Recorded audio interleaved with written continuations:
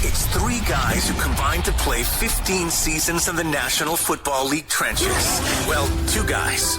And Mackey, who didn't do shit. This is the O-Line Committee.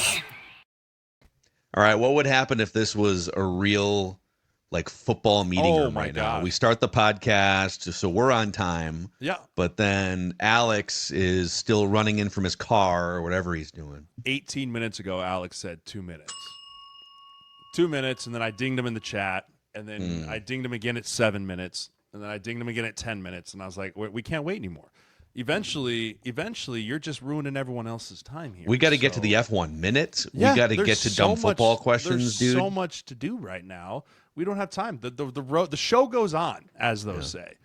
But So Booney will jump in here at some point, and Maybe. then we can ding him in person. Yep. That happens.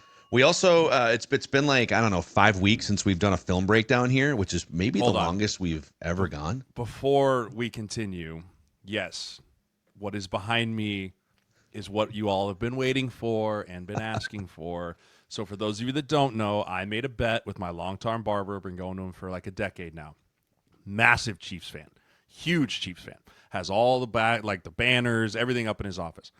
And I made a bet with him that for the AFC Championship game against my Buffalo Bills, if the Bills won, he had to hang a banner in the barbershop right above his chair that said Buffalo Bills, AFC champions, all the way until next year's AFC Championship. On the flip side, I had to hang a custom Kansas City banner behind me for the entirety of all podcasts that I do until next year's AFC Championship. So he decided... This is shameful. We'll go this way. Oh, this is Swifty Sirles. Oh, man. So for the next year, until next January, you will see Swifty Sirles sitting behind me. It's disgusting. I hate it. But this is brutal because this is a bet. And an O-line committee is not the only, we are worldwide renowned here on the O-line committee, but you are also on other podcasts. You got your Purple Insider. You're on all. Yep. Don't you do Nebraska content too? Sure. So do. anything, just to be clear, this isn't just to sit behind you for O-line committee. This is anything that you would do across all podcasts on YouTube. You have to have a Swifty Sirles Chiefs flag behind you. Correct. So it's going to be brutal. It's not going to be awesome, but a bet is a bet. And I would have loved watching a Bills thing be on his screen when I popped in there, but yeah. So that's I feel like you because we do steak and a beer bets on the show, which is it's kind of great. It's enjoyable because you pay for it, but you also get to drink a beer and eat a steak. I feel like the stakes of having a Swifty Sirles Chiefs flag behind you for basically a full calendar year. I don't know if you thought enough about just how deep of a punishment that is. Well, it would have been equally as deep for him to have a Bills. Oh, we have the same shirt on. That's embarrassing. It would have been equally as embarrassing for him to have the Bills up in his office. So it is what it is. But yeah, I mean, initially the bet started as free haircuts for a year or double priced haircuts for a year. And I was like, that could get pricey. Like that one, and eventually I just have hair down to here and be like, no, I don't need a haircut. I'm fine. But the price on your dignity is not too high, apparently. How long do you have to leave that up for? Till next AFC Championship. That is so embarrassing. That's right. It's like I know. I am aware. Thank you. But yes, that is why that is why take my fines. Amazing, man. Yeah, so thanks you're for joining us. Rolling in. Thank you. It's officially time I needed to get a new computer. I was hitting Chrome Google. I go, it's not opening. It's not opening. It was like, my AOL Instant Messenger won't open. I don't know what's happening right now. Rhino 696969. I said to myself with the next check from OLC, I'm getting a new computer. I have to. I can't sit here for 15 minutes and be like, God, drove me nuts. All right. Well, we'll get you that next check here. By the way, speaking of the Chiefs, I want to throw out. So we got a bunch of things. We're going to get to a film breakdown today. We'll do our dumb football questions. The mics, we do Who's the Mic, where we identify the most important things on our mind every single week. I'm going to give you guys a handful of mics from the most recent batch of NFL win total projections. Ooh, so I love it. Now that we're through the first 3 weeks of free agency, the draft hasn't happened yet, but ESPN just put out 2 or 3 days ago the projected over/under win totals for all the teams in the I'm league. excited. Let's start with, so we already talked about the Chiefs here. The Chiefs are tied for the number one spot here with three other teams at 11.5. So Chiefs 11.5, Ravens 11.5, Ooh. Bills and Eagles all at 11.5. Do any of those stand out? Like, should any of those four teams not be in the top group in your mind? No. I think all those, I mean, really, because the way I really look at it from initially is like looking at the division, right? The Bills you have a new head coach in New England. You have a new head coach in the Jets. And then you have kind of a roster dealing in Miami where they're starting to underperform. What's going on there? Question marks. So I'm guessing they're going to go 5-1 in their division, right? So there's 5 wins right there. You mean they might lose and drop one to Miami at home or something like that, or some fluke thing in MetLife always might happen, right? But then you look. The only question for me is the Ravens. Yes. That's the one that I'm looking at going, okay, you still have Pittsburgh's defense to deal with. You still have the $140 million group in Cincinnati to deal with, right? That's still a very... I saw a video of Derrick Henry on a 45-degree angle incline hill with like some sort of like a weight and a chain. Yeah. Yeah, answered every question you had for about next year. You were just like, yeah, you know what? I'm good. I totally get what's going on again. But I agree with what Jay's saying. Like, that's going to be an interesting division to see what happens, especially with either Cincinnati is going to feast or famine, dude. They are going to either score 85 points or they're going to get destroyed. They're going to have to win 45-42. Like, that's which is fine. What it is. You can do that in this league, but you're one turnover away from being toast forever. But I mean, for me, obviously the Ravens are on this because once again, it's here we are again, poking it again. Like, are we going to do something? Like, I'm the same way with the Bills kind of here. I'm like, we're poking it again. And yeah, we paid our quarterback. I get the Eagles. They are a dominant team. I get KC. You can't ever count them out until for like a good 2 years, they get the shit kicked out of them. Then I'll start to be like, you know what? You're right. I don't believe in them anymore. But for whatever reason it is, 15 is magical and Saquon Barkley is super special. So it's like those two teams I get. The other two teams, sure, maybe the odds makers have already said Cincinnati's gone up in flames. The Browns ain't doing shit. And even with Aaron Rodgers, the Steelers won't be anything. So maybe that's what that all means. But to me, those two teams are the kind of, the Eagles and KC, for sure, I see both of them again being dominant. Yeah, the only question with the KC one is what do the Chargers look like? What do the Broncos look like? Like, do they get challenged more in their division? Which they will. And they do have to play, and they do have to play the Bills. They do have to play the Ravens, right? They do have to play all those top seeds in the rest of their divisions and the other AFC divisions. So I have more questions about them because I'm so curious. Like I said last show, does the Super Bowl beating hangover linger into the season? Right? I mean, you didn't just get beat in the Super Bowl. You got bludgeoned, right? You got bludgeoned to death. Does that hang over into next year, or is Andy Reid and Patrick Mahomes all good enough players and coaches to be able to truly flush that season, start all over? Because with as many one-score games as they had last year, all it took was a handful of plays, and that's looking at a 9-10 win football team instead of the 14 or 15. How would they win 16 games last year? 17? I don't remember, right? But they've lost one, right? Well, counting playoffs or what? Well, they only lost one regular season. Is that right? The Chiefs, was it 2?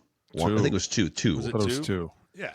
Every game was every game was a one-score game. So if they have that hangover, they have that hangover at all. LA got better. The Broncos got better, right? Jury's out on Geno Smith and the old Seattle band getting back. Listen, I trust the old Seattle band, but they're in a rough division right now. Okay, especially because Harbaugh's getting tougher at one side. You look at the Broncos, and they have a young quarterback, and you're like, what could they do with a whole nother offseason? And then you have Kansas City, which is the same. But I agree with you, Jay. I think that this is KC's definitely going to get pushed more this year than they ever have. So it'll be more interesting to see what happens with them. There's blood in the water. But right, there's blood in the water for the first time in a long time in Kansas City. But here's what's wild. So in 12 seasons under Andy Reid, which goes back to Alex Smith for a handful of years, and then they got into young rookie Patrick Mahomes. In 12 seasons under Andy Reid, the Chiefs have won 10 or more games, 11 out of 12 seasons. That makes sense. It's wild. And then the Chiefs have won at least 12 games in 6 of the 7 seasons with Patrick Mahomes as the starting quarterback. But so much of that is, like I said when I went back to what the Bills, the AFC West has been terrible forever, right? And it was very similar to when Tom was winning all of his titles in New England. The Bills, the Jets, they weren't good. Like the Bills, Jets, Miami, they weren't good teams. They were bottom feeder teams. And so New England would just beat the crap out of their division and then roll and like have the juice to be able to go because they weren't getting tested every single week in their division. That's kind of where Kansas City's been lately. The division is turning. AFC West is on the rise. Young quarterbacks, new head coaches. The offensive line for LA is going to be enormous. So big. Beckham, Joel. Holy crap. So there's a lot to be said there. But again, I'm with you, Boone. You can't rule out Andy Reid and Patrick Mahomes. But I do agree with you. I think this is going to be an interesting year Kansas because they will be guy. Huge. I'm a huge fan. You're such a homer. Now. Such a homer, dude. Look at you. You have to bet with them every time now. I swear to God. Yeah, part of this should be you have to pick them and laud them every week. I've lost every bet I made for the Bills versus Kansas City in the freaking playoffs, man. Like every year I'm like, this is the year, and then every year they let me down. It's not. Okay, a couple more mics here. Well, we're gonna do a handful, but let's get to the 10.5 win bracket. Yep. We're not gonna do every team, but I want to throw 2 of the teams that are sitting at 10.5. The Bengals at 10.5. Actually, I'll give you 3 of them. The Chargers 10.5, and the 49ers at 10.5.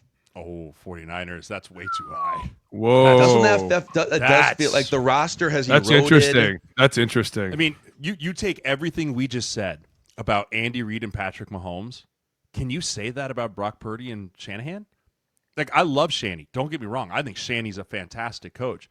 But are we willing to say that, hey, Christian's going to be healthy this year and he's going to be 100% back?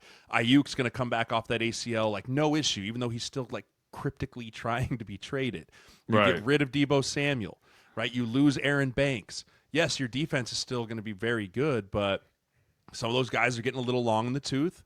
You had to make some cap moves this year. They have to really, really hit in the draft in order for me to think that they're going to win 10 wins this year. I agree, but I guess, yeah, I'm with you on this one. 10.5 might be a lot for them, especially because when you lose Deebo, that's a huge piece of your offense. It's so many eyes around, but at the same time, you still have Kittle. You still have Brandon Ayuk, who you're right. You're really assuming he's going to come back completely unfazed from that ACL, which could be a lot. And at the same time, you are going to have to draft. Do I think it could happen? Absolutely. Do I think it's high? I do. And if you're saying the Bengals are in there too, that's kind of curious because with the Ravens so high, then this is basically the odds maker saying that they think the Bengals are going to win out too.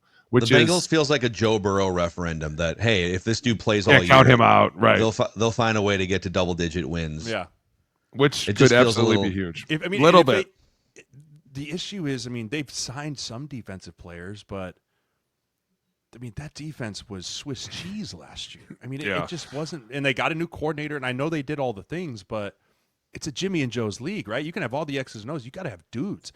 And, I expect Bengals to go super heavy defensively in the draft in the first 3 rounds.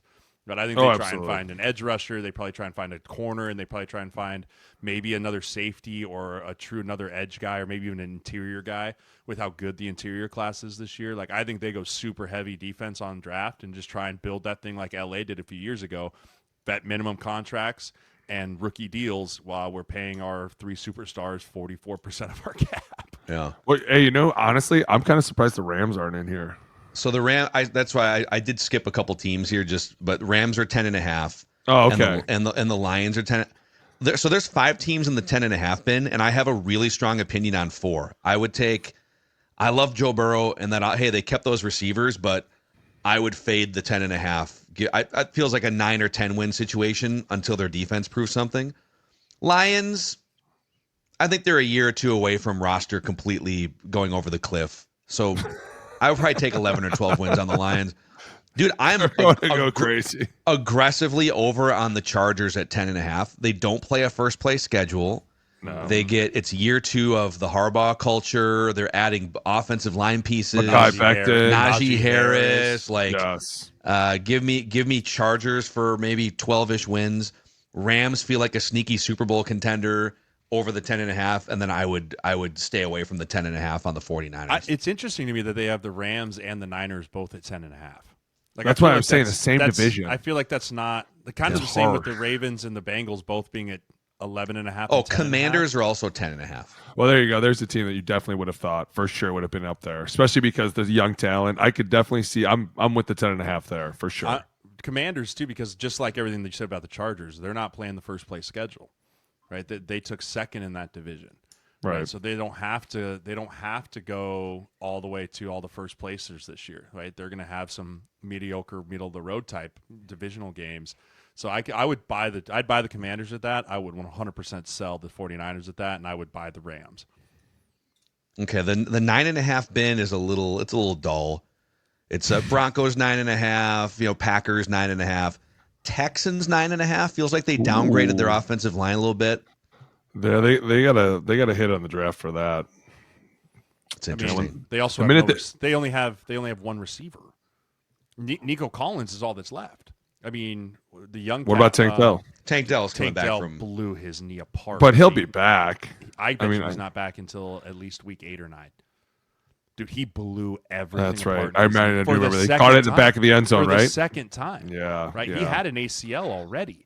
Yeah. And then he blew it. Like, that's a year-long recovery for a guy like that. That's about explosion and speed and quick cutting. Like, that's a really tough thing to come back from. And you traded your left tackle? Diggs goes up to New England. Can you right? believe that? And now you trade Laremy Tunsil. They traded Kenyon Green. Like, that's a high number.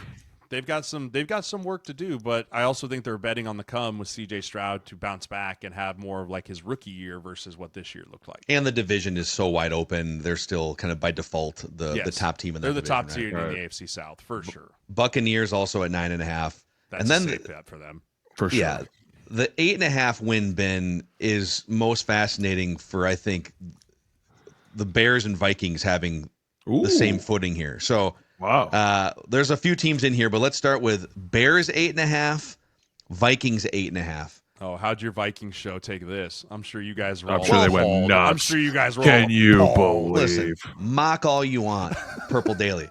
But when the 6.5 came out last year and Sam Darnold was likely to be, because I think the 6.5 came out after they signed Darnold, but before they drafted McCarthy. So it was like, hey, we're not really sure about the quarterback situation. Year, right? About this time last year. Yeah. So it was kind of we're not really sure about the quarterback situation, so we'll say 6.5 until you guys prove otherwise. Okay, well, the defense was a top 5 scoring defense.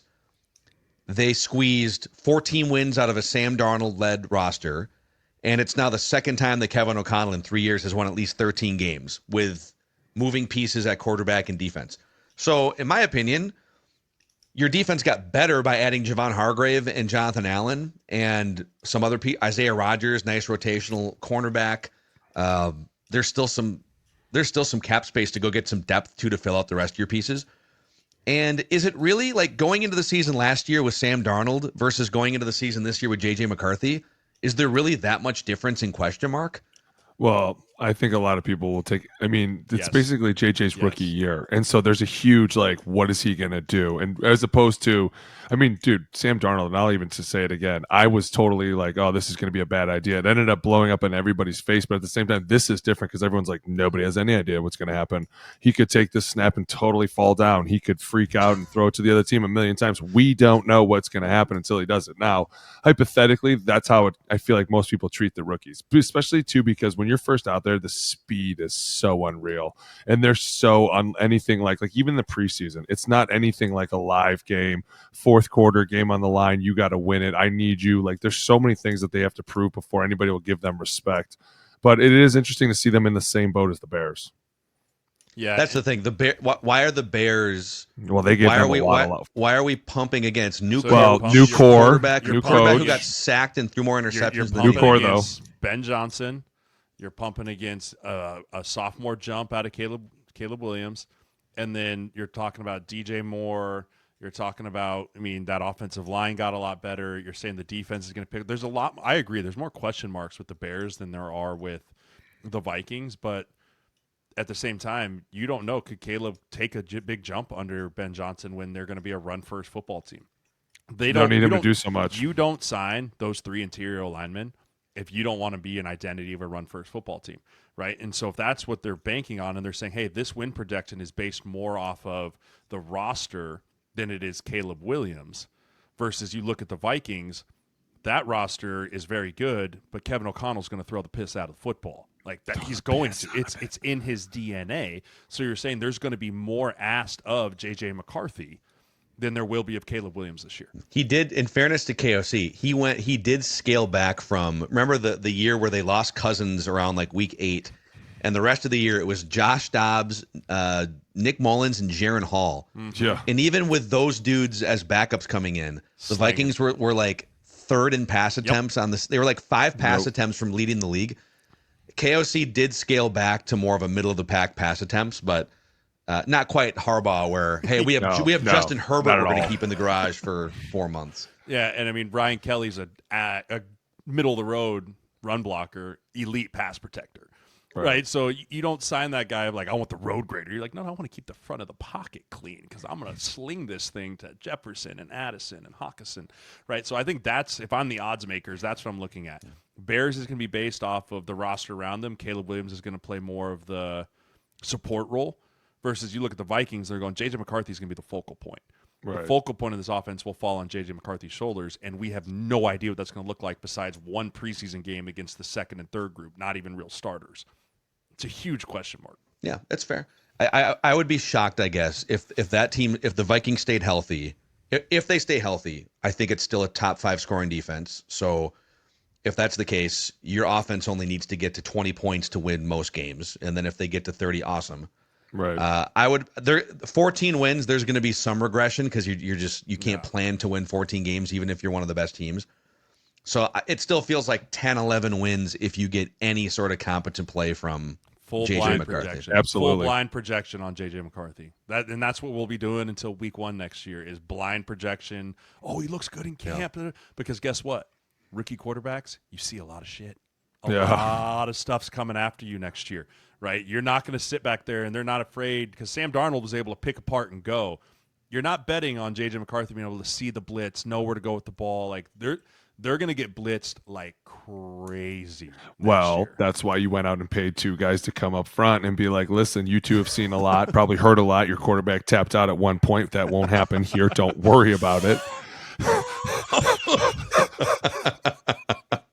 But at the same time, they've seen a lot, right? Like those 2 guys are very smart. So I think adding them to it was a huge move. Normally, I would go after this and be like, it's great for the offensive line, but this is just great for the offense because it's going to take so much off JJ. And like Sirles said, once you start coming after him, you have 2 veterans already up there. And not only that, but then you talk about the 2 tackles on the outside. Holy shit, dude. Like it's going to be a really exciting year. And Jay just said it. Why are we doing this? Because we want to make him the focal point. He's going to be the one slinging that ball up and down the field. I want to give you guys. I'm going to cherry pick a couple other ones here toward the bottom of the list. Bottom of the barrel time. I want to hear a couple of the bottom of them. Can I guess the lowest one? Can I? Yeah. The Browns. Who do you think is the Browns? Yeah. I knew it. Not even hard. Your home school, baby. Not even your close. Hometowns. 4.5 is that's high. That is high. No, you're going under. They still have Myles Garrett. You still have Myles Garrett. He's easily going to win you 4 games. Well, they had Myles Garrett last year. They went 3-14. So, but they were paying him $40 million last year. Yeah. They upped his pay, so his play is going to continue to rise. That's insane. What they're hoping for. Who's the starting quarterback in there right now? Oh man, they don't even know. Is it Deshaun? I mean, it'd be Kenny. Well, Deshaun's out, like he's Achilles, so he's missing the whole year. Kenny Pickett right now would be their starting quarterback. Super Bowl champion Kenny Pickett. That's right. He's got the hardware. Ring. There's some steam still that the Falcons could find a way to move. Cousins won't waive the no trade until after the draft, so he knows. He played that who game. Has quarterback? He played that game last year and lost. He was like, "I'm not doing it again." Yep. So maybe they reunite Stefanski and Cousins. They could draft Shedeur Sanders number 2 overall. Sounds like Cam they Ward's absolutely going could. number 1. They could absolutely. They could trade back and maybe still get Shedeur Sanders. I think. I don't know if I would. If Abdul Carter's sitting there at number 2, you pair him next to Myles Garrett. I'm telling you right now, if Abdul Carter is sitting there at 2, you 100% pair him next to Myles Garrett. That dude is freak show ready to roll. Yeah, that'd be dangerous. That would be dangerous. It wouldn't matter as much who your quarterback is. Terrifying. You could figure that out later. Terrifying. Patriots at 7.5. It's the Vrabel effect. That is 100% I think I'm going on up Mike top. I think I'm going 8 or 9 Oh, for for sure. the Patriots. I would too. Dude, Drake May looked really good at the end of last year. I mean, he had really no weapons around to help him. And, you've got the head coach and you've got the quarterback. And you've spent the money. Really you spent hard the things. money. And then you spent the money you had. I think Elliot Wolf's done a great job. He's the GM up there, building that, weathering the storm, not being afraid to cut bait on Gerard Mayo after 1 year and going, hey, this didn't work. I'm not going to bang my head against the wall for another year. Let's bring in Braves. He'll right the ship. He knows what this place is supposed to be about. Steady Eddie. Yeah, I think that's I don't know if I'm buying you all the way up to the top there, Mac, because there's still a lot to prove, and that division's run through Orchard Park. Bills. But I do think that they'll be much more competitive than they have been the last few years. Absolutely. I think they give the Bills a run for their money on this one. They go from having, not to like dump on Gerard Mayo, but from having, I don't know, like a bottom 5 head coach in terms of experience and pedigree to having one of the 8 to 10 best head coaches in the NFL. Right. Yeah. I think. Absolutely. I think he'll turn that place around just like Jim Harbaugh did with the Chargers this year. Like, it's the Fabrel culture. Yeah, it's a culture thing. It's a buy-in. It's a culture and a buy-in, right? I mean, when you're Gerard Mayo and your first time doing this, are vets truly bought in? Like, are vets really like, yes, lead us to the promised land, young man? Or is it Mike Vrabel like, hey, listen, I won Super Bowls here. I've taken teams to the playoffs. I know what the hell I'm doing. You will buy in or you'll hit the road. Got it. I'm in. Right, Sit me down. Sign me up. Like, give me the Kool-Aid. I'm super in. Right? I think that's the biggest piece that's going to be different in New England this year. I love how Booney has the benefit in his life of getting the Jim Harbaugh and Mike Vrabel cultural dust sprinkled. Dude. Ohio State guys, Mike Braves Vrabel. Boone's drank a lot of Kool-Aid in his day. Listen, Braves. All these cult leaders. Braves used to come train with us in the summer, and he was a psycho because he would run with the DBs, and we'd have to run the stairs to the stadium, and then we'd run gassers in between, and he'd run every one of them with the DBs, dude. He partied like a fucking psycho too. Couldn't believe it. He was just the greatest. Love him. Yeah, it should be fun. Vrabes back in New England. Where are the Giants at? The Jags. Giants. They You got know, like Sirles wants to 5.5? know about his You Giants. said the too. Giants? The Giants are in the 5.5 win. The Giants and the Jets are both in the 5.5 win bin right now.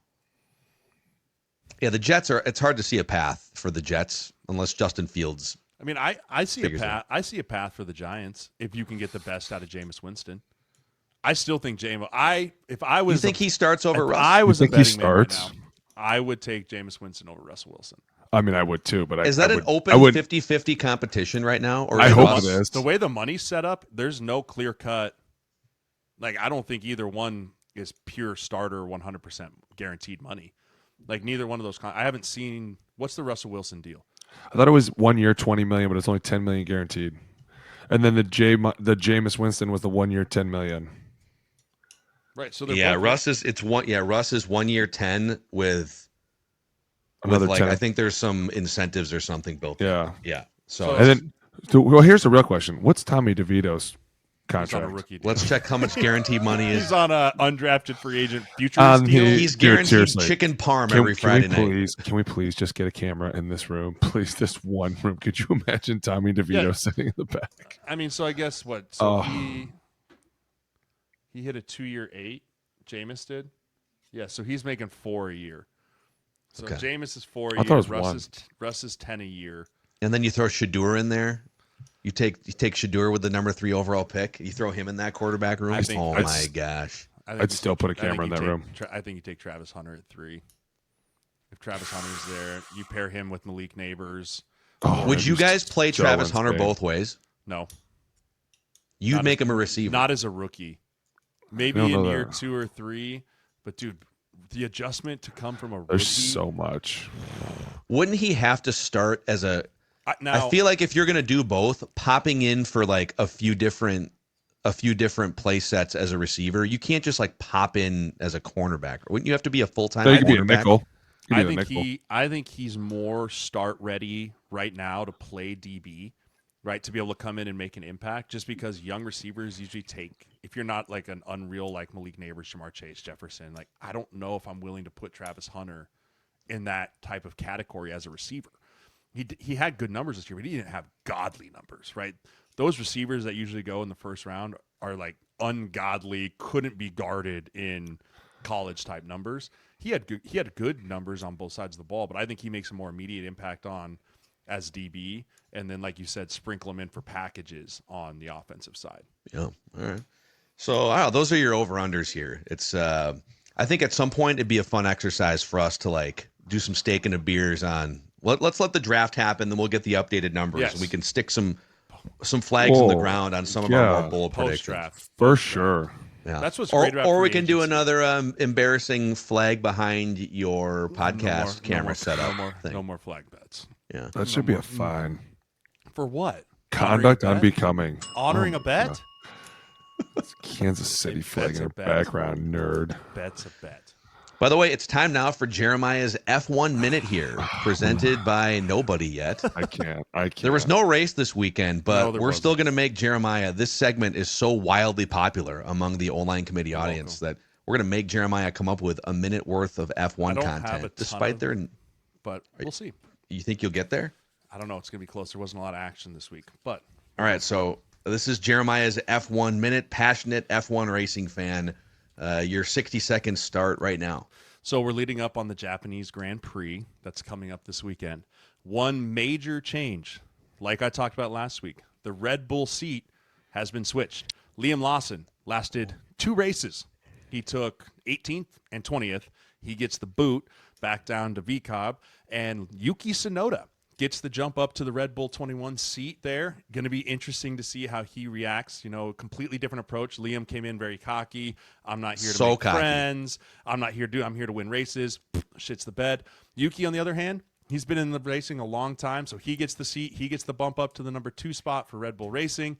Liam gets the bump down to the VCARB. Hopefully he can do some better there. Hopefully it's not the end of his career on that race there. Hopefully everything bounces back at Ferrari after the 2 DNFs did not finish last week. They got to get back in the points race. Lewis Hamilton, Charles Leclerc behind. rocking that well. Hey, Oh, we're going he's into the behind. Japanese Grand Prix this week. Hope to see you all there as the lights go out. Wow, look at that. I feel like you were scrapping there the last 15 seconds. Scrap. Without a Just like- race, you were it's just hard saying without a names race. and words. It's hard. and then- It's hard without a race. Yuki. I think I heard a Yuki in there. Yeah, you made up at least 2 drivers. Yuki in there. Guaranteed. is a real person. Thank you. Liam Lawson, also a real person. Ooh. They're all Liam foreigners. They're all Lawson. foreigners, so they're not like real names, right? They're all Eastern European names. Oh, I yeah. need some of the old NASCAR names here in F1. Like Dale Earnhardt. Dick Trickle. Remember that guy from back then? There was Smoking one American. cigarettes there was around one turn 4. American in F1 last year, Logan Sargent, and he just wrecked the car every single week. Like they were like, They kicked him out. you're out. you're costing us way too much money, dude. Get out of the car. Get out of the Logan car. Sarge. The Sarge. That's The right. Sarge. Camo car. Dressed up in full G.I. Joe racing Yep. gear. Yep. The Sarge. That's right. Let's do some dumb football questions here Always. for the road here. Gentlemen, your dumb football questions are always welcome in the O-Line Committee YouTube comment section. And we're going to start with this one here from Matt Swanson, 1189. It's probably more a question for your wives, but they did sometimes make an appearance on the show. I'm back in my office, so we're good. We're back downstairs. We got everything moved in yesterday. We're back. The room is put back together. Did we check for mold at all inside the drywall? No, he looks fine. It's fine. Okay. I told my wife if I start bleeding from the ears or something, then we'll replace the drywall. But not. That was It's gonna either be- CTE or it's mold. We're not It's fine. 100% One way or sure what's another. going on. The kids aren't down here much, so we'll be fine. But Matt wants to know, dumb football question, what is it like being married to a professional football player? From your perspective, if you could put yourself in the shoes of your wife being married to a professional football player. Terrible. She probably. I'm just a goof all day, and she's so serious. So Go back to when you were playing. Like Oh, it's when probably you were great. playing. Like Great. when you were playing, because I have some like when I would come home, like I don't know, and Booney, maybe you can talk about this too. Like I don't know how you're a single guy in the NFL and like make it okay. Because like there's days where I had terrible days, like not good days, and I wanted to come home to someone, right? Someone that I knew loved me, wasn't going to get me in a meeting room and be like, "You're an idiot." Like you're I've been a watching the film moron. too, actually. Right? Like, and yeah, Right. like, where she's just like, "Are you okay?" I'm like, "I'm good." Did you make dinner? Like, I did. Like, okay, thanks. Like, I needed some of that in my life, just coming away from football sometimes. But it also is great to know, like, hey, no matter what, someone is in your corner.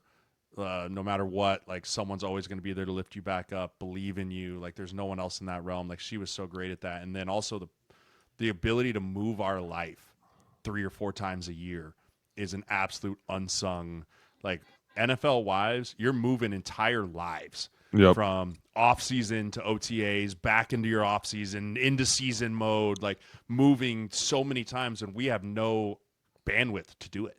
Right. I mean, I remember my wife never came up until I made the team because I was always kind of on the bubble. Like, I think I'm going to make this team, but you never know what's going to happen.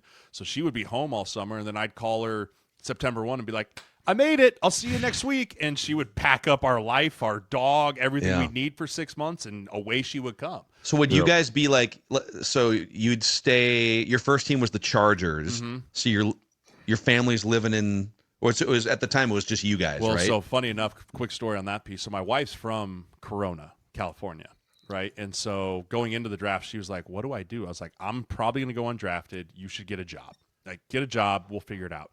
She gets a coaching job at Topeka, Kansas, coaching soccer. And I go undrafted to the Chargers, right? An hour from where she lives. And she was like, do I move out there? You're out there now. I was like, I don't even know if I'm going to make this team, right? So she coaches in Topeka. I'm on practice squad, right? The whole thing goes through. I get activated the last piece of the year. It was great. She hates her life in Topeka. They go winless. They didn't win a game, right? Like, so I get texts from her like 2 a.m, like watching Grey's Anatomy with my dog, and I'm like, oh, you're not in a good place, right? So then the next year, I was like, hey, move back home. I'm going to make the team in San Diego. It's going to be great. She gets a job. She moves back home. We're going to see each other all the time, right? I get traded to the Vikings, like week 1, right? See ya, bye. And so she's like, well, now what? I was like, I don't know. I got to go make this team. Like, I got to figure out what I'm doing. She takes all the job there. We do long distance again there. And then eventually we were able to come back after my second year in the league. I was like, we're not doing long distance anymore. Like, it was awful. But yeah, I mean, she was just kind of, they live at our pleasure in like the capacity of just settlement, right? Like every wife loves to be settled and nested, and that is the complete opposite of an NFL player's like wife. You're constantly on the move. You have to deal with us being in high stress, high like world is falling at times. And I mean, I can't sing enough praises to my wife for that, because it was moving like that all the time was so hard. It's a lot. I think we moved 9 times in my career, back and forth. And you had kids. I never had to do it with kids, luckily. Well, you know, my wife actually homeschooled the kids for a while, and which was because of back and forth a lot. And Jay was right. Like, she wouldn't come out until September because we were so busy in August, and like you had the summer off. So we would just go home to Ohio. But then after that, dude, like everything in season is done through your wife. Everything. Like, you're basically a dud. You're gone all day. You're busy with football all day. By the time you get home, everyone's ready for bed. And it's just, you feel like kind of a jackass after a while.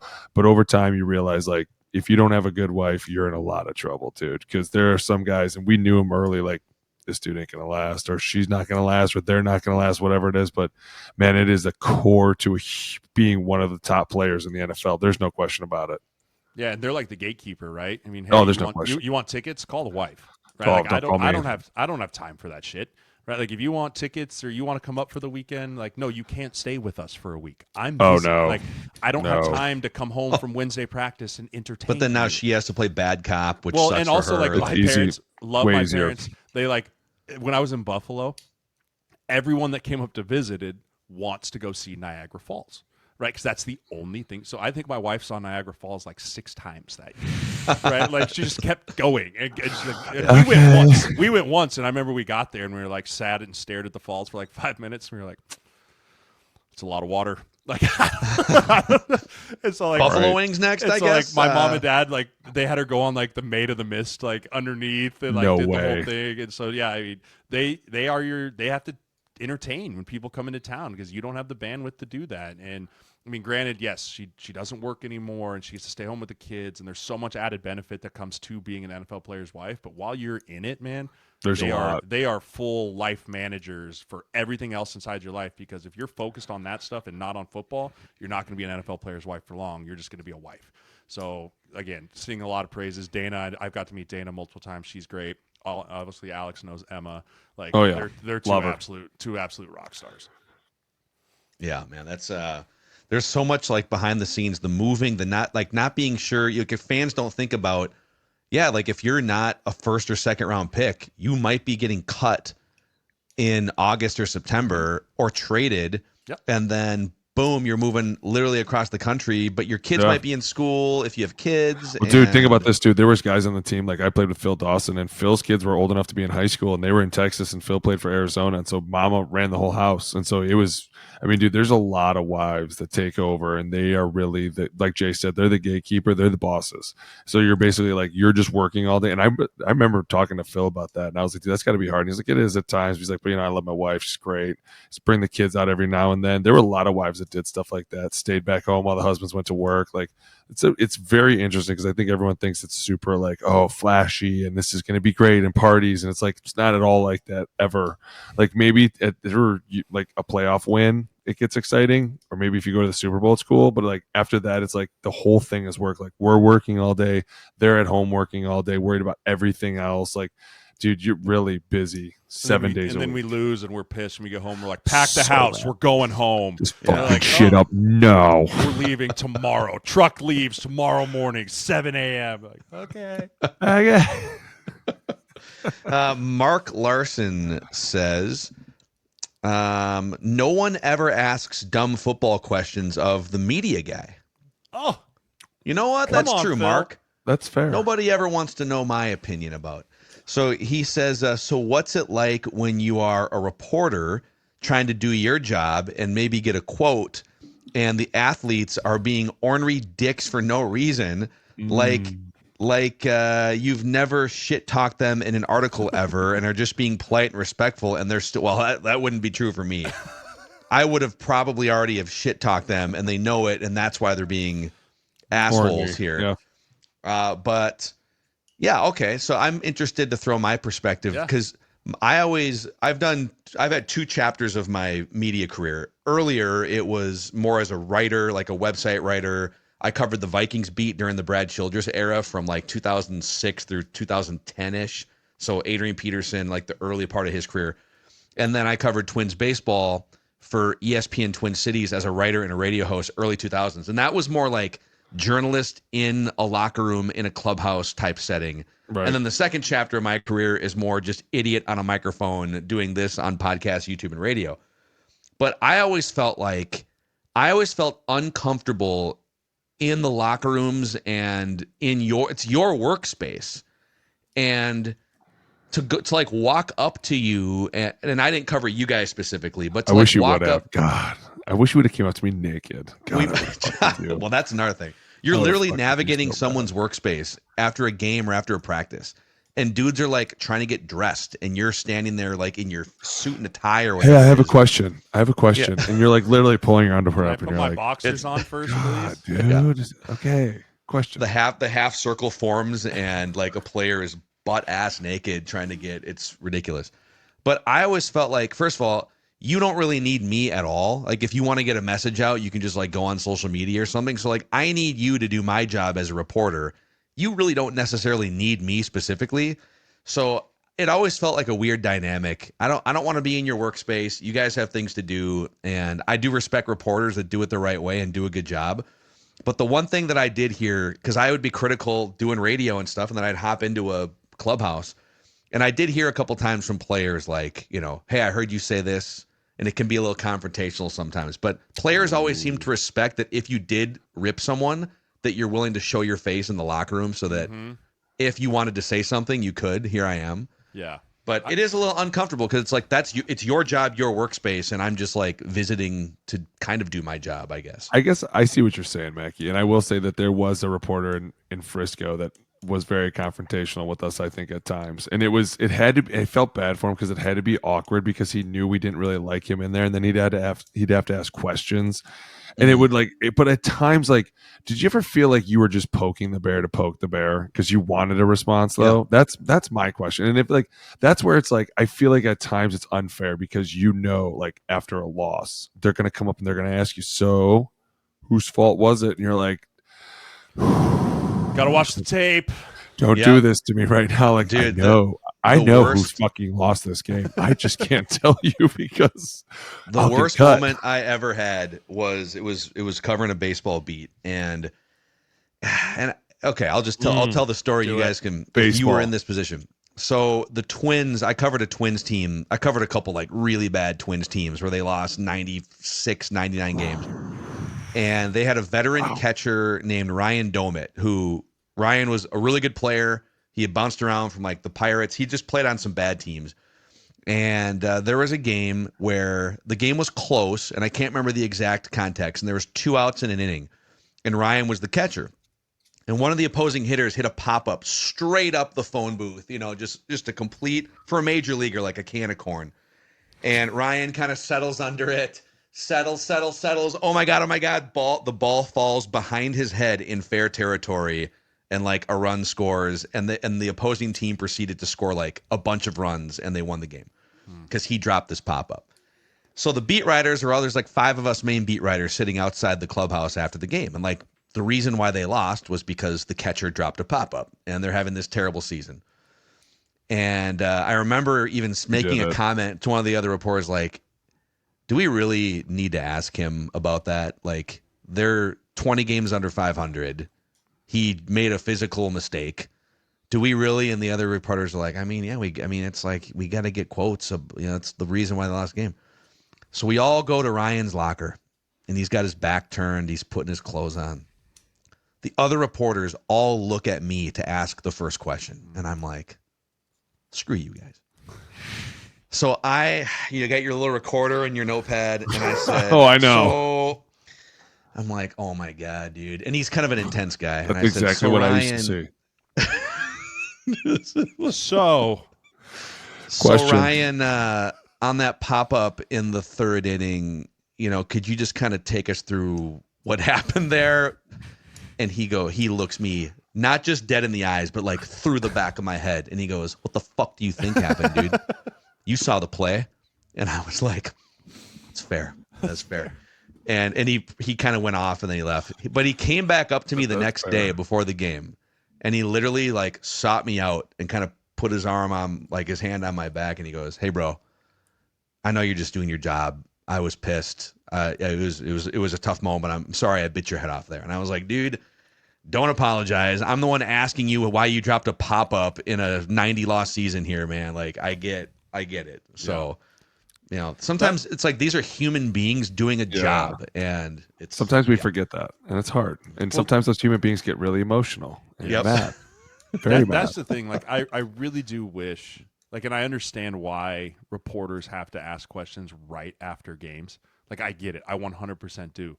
But I really wish the locker room access after games was gone, and it was truly just those who went to the podium, right? Because if you're a quarterback, if you're a big time receiver, a big time linebacker, and like you're always forward facing to the media, you have a pretty good handle on how to react to that kind of stuff because you do it a lot. If you're the right guard, if you're a DB that doesn't talk, and you have a game blowing type play, and you come in the locker room, you're already pissed at yourself. You're pissed at the world. You're pissed at everything. And someone shoves a microphone in your face. You haven't had enough time to process and cool down and really think through how I want to respond to this. And also, you haven't seen it yet. You remember it happening in real time, but you haven't seen it of like what actually happened. And that's usually where you get the guys that just kind of fly off the handle and lose it. And I always feel for those guys because I'm like, dude, I've been there. Like, I've 100% been there. I remember when the center didn't snap the ball, and I got called for a false start, and I got asked about it, and I didn't throw my center under the bus to the media as much as every fiber in my being wanted to be like, it's that guy 2 lockers down over there, didn't snap the ball on time, and they called the flag on me. So why don't you go ask him? Right? That's the kind of stuff you want to say, but you have to be able to be like, regroup. Right, but that is the type of environment and like hostile, because that's how it is in the meeting room. In the meeting room, you can say whatever you want, but you always have to know there's that steel veil between player room and meeting where you have to say the right things. It's a tough shoulder blame, deflect credit. Always, right? always, right? You always point the thumb, never the finger. That was a Bo Pelini thing, right? I'll always point the thumb, right? So I don't know. It's a tough thing, but I also have a lot of respect for the reporters that do it the right way. Right, that want to build that actual personal relationship. That was always big for me and Boone. I don't know what you think here, but like the reporter that would sit down next to me when I wasn't the guy, right? When I was just a backup or whatever, and would just be like, get to know me as a human being and get to know who I was. And then when that person asked a question, I'd at least know where that character was coming from, right? Versus a guy you'd never spoken to Besides, you've seen him around, or you've seen him throw your name through the shade on Twitter a few times. So hey, let me ask you a question. He comes up to you like, "Hey, I got a question for you. What do you think?" Be like, Arif Hasim, piss off, right? Like, there's just a few things there that you just don't enjoy. I love it. Just calling out names. I don't care anymore. What are you going to do to me? Right?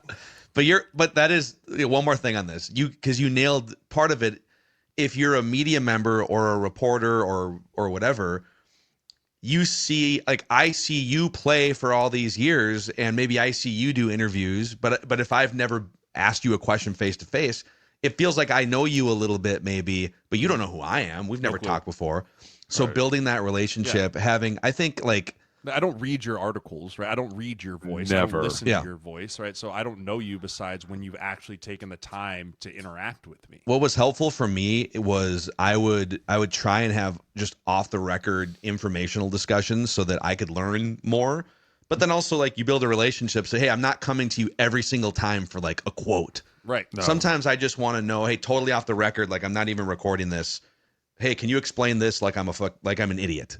And then you build the relationship that way. Seek knowledge versus trying to seek clickbait.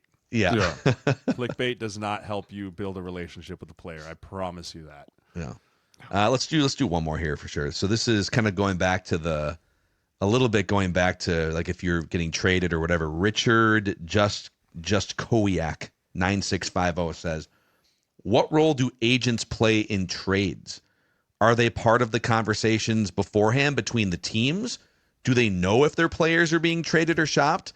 How does it work when a team gives an agent permission to seek a trade? Yeah, so there's a couple layers here, right? So yes and no is the answer to that question. So usually the trades that happen, for example, when I was traded,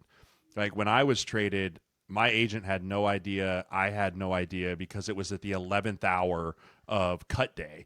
Literally 10 minutes before the deadline of you had to have your roster finalized, I got a call from Tom Telesco that was like, hey, we traded you to the Vikings for a 6th-round pick. And when I called my agent, he was like, let me get on the horn. And he's like, oh, Tom's calling me right now. Right. So sometimes those things happen when it's that situation of guys under contract, maybe he's a bubble player, like we're going to trade him because we can get value out of this guy.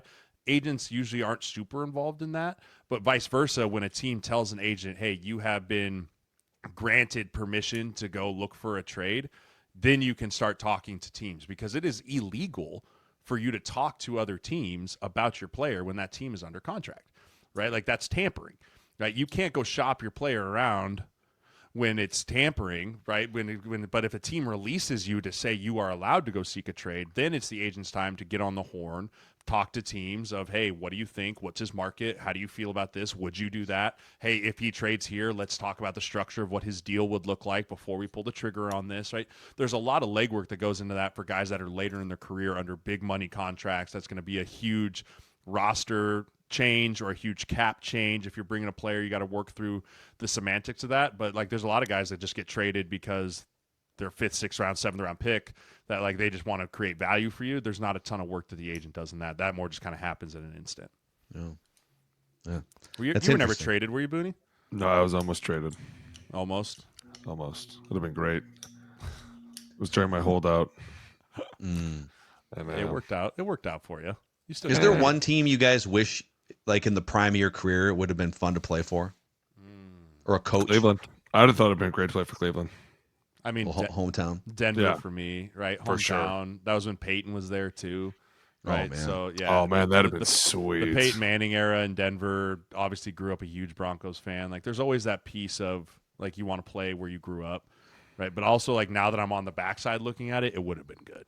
No, it would have been tough. Dead. It'd have been tough to be in your own, like, because then you've got everyone from high school. You've got like it would have been too many people involved if you were in your own hometown. Like, it was probably for the best that Booney and I both never played for the hometown team. Yeah. No. I will say this: I always wanted to play for Bill Belichick, and I don't know why. Everyone always said that we'd be gotten along. That was one I didn't have much desire to go there. No, absolutely. I've heard plenty of stories of guys that got out of there that were like drinking the Kool-Aid. Hey, anybody that makes you life. drink the Kool-Aid, I'm in. Yeah, I am that's all true. about it. We Who show knows up, the they go- cult leaders, He man. shows up. He's like, "Where's my uniform? Where's my uniform that I have to wear in the meetings? Do I get the Kool-Aid every day, or is this twice a day? Like, what's the protocol here?" Can I get a double dose? I mean, whatever it takes. I will do it. You don't have to force me. Venti-sized Kool-Aid. Yeah. So, all right, there's your dumb football questions here. Another O-line committee episode in the books. Keep hitting us up with the DFQs in the YouTube comment section. If you haven't already, click that like button, the subscribe button on the O-line committee YouTube channel, and then on Apple and Spotify, a 5-star rating and a positive review go a long way. And also let us know what other film breakdowns, like off-season film breakdown topics, Let's start getting back do you into want to it see for from the sure. show. Absolutely. Got to get Yeah. back on the film. Well, now that we have like free agents and stuff, there's so many Drafts fun. The draft coming up here. Getting close, baby. I know people have asked if we could do some breakdowns of like top college players. We may look for an angle on that in the next few weeks. I think we could look. Well, not. I mean, college linemen. I'm not. I would talk about all of them. You want to break Let's do down the 6th round Yeah, slot give me cornerback? the sixth. Give me the 6th round Will The linebacker H-backs? out of Memphis, please.